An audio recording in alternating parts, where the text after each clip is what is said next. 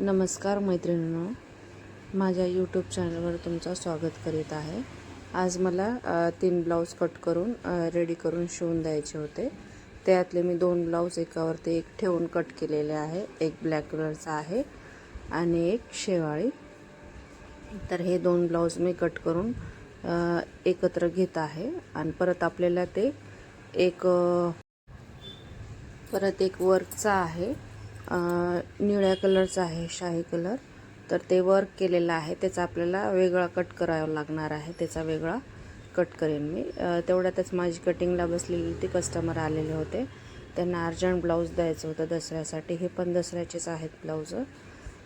तर मी त्यांना म्हणलं अर्जंटमध्ये नाही होत, तर ते खूप रिक्वेस्ट केल्यामुळं मला घ्यावं लागलं। उशीरपर्यंत रात्री बसून आपल्याला शिवावं लागतो तसे अर्जंट जर आला तर ब्लाऊज। तर अशा प्रकारे हे 2 मी ब्लाऊज हे कट करून घेतले। आपल्याला मेन फॅब्रिक वगैरे कट करून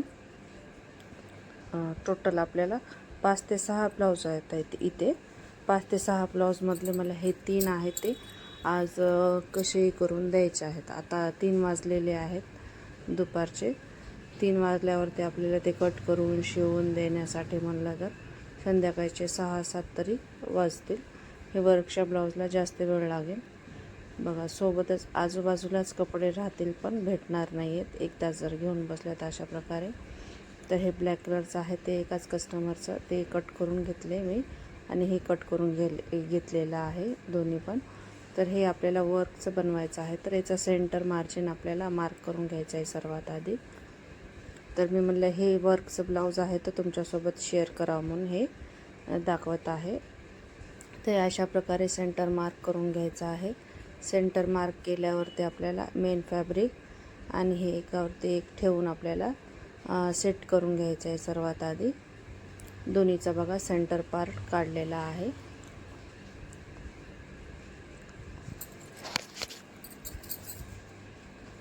ह्याचा अशा पद्धतीने सेट करून पिन्स वगैरे लावून घ्यावं लागतील आधी। वर्कचे शिवण्यासाठी आपल्याला सिंगल टंचनचा वापर करावा लागेल। मी ते सिंगल टंचन लावून ठेवलेला आहे।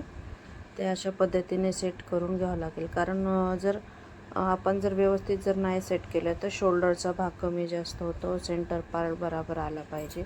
नंतर डिझाईन आपली जी वर्क आहे ना एका साईडला जात असते, त्याच्यासाठी आपल्याला हे पूर्ण आधी व्यवस्थित सेट करून घ्यावं लागतं। तर हे सर्वात आधी खालच्या साईडला पण मी स्टिच करून पलटवून घेण्यासाठी स्टिच केलेले आहे।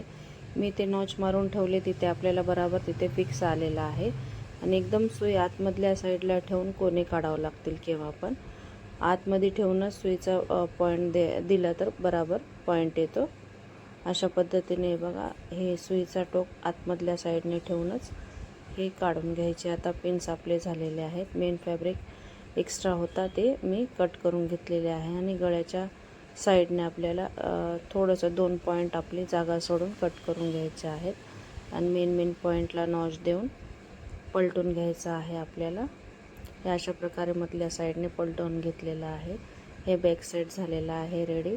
जे वरच्या साईडला गळ्याच्या साईडला स्टिच नाही मारलेले आहे तिथे आपल्याला प्रेस करून फिनिशिंग द्यायची आहे।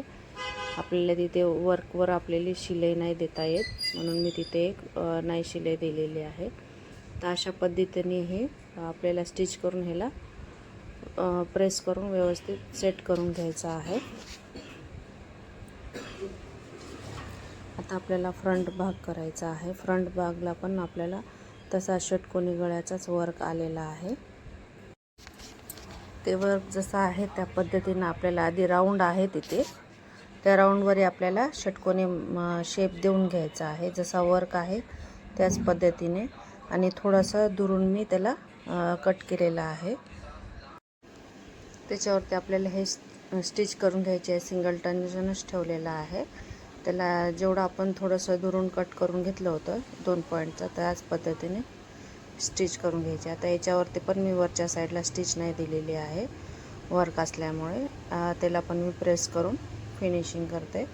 मी सर्व कपड्यांना प्रेस करूनच शिवते, हे पण तसाच करणार आहे। तर हे मेन फॅब्रिकवर इथे मला इथे प्रेस स्टिच इथे पण द्यायची होती, इथे दिले मी, कारण तिथे वर्क असल्यामुळे थोडंसं जाड कपडा असल्यावर तिथे स्टिफ बसतो। तर ह्या पद्धतीने दोन्ही फ्रंट झाल्यावरती स्लीव्सचं सेंटर काढून, सेंटर वर्क असल्यामुळे ते तसा सेंटर काढून केलेला आहे. व्हिडिओ खूप लॉंग होत आहे म्हणून मी स्लीव्सचं वगैरे घेतले नाही. बाकी आपल्याला शिवून हे ब्लाऊज रेडी झालेला आहे.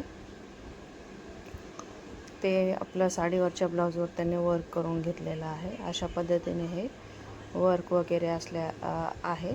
बॅक साईडला षटकोन, फ्रंट साईडला पण षटकोन गळा आहे. तर अशा पद्धतीने मी हे वर्कचं ब्लाऊज रेडी केलेलं आहे.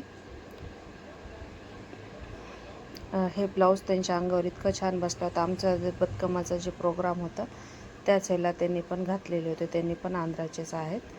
त्यांनी पण ह्यालाच घातलेलं. त्यांचं क्रॉस कटिंगचं आहे. तर हे यांचं माप पण खूप मोठं आहे, तरी पण एकदम फिटिंगला व्यवस्थित बसलेलं आहे. त्याचा मी फोटो वगैरे नाही घेऊ शकलेला आहे. अशा पद्धतीने हे ब्लाऊज झालेलं आहे. व्हिडिओ आवडला असेल तर लाईक, शेअर, सबस्क्राईब करा. धन्यवाद.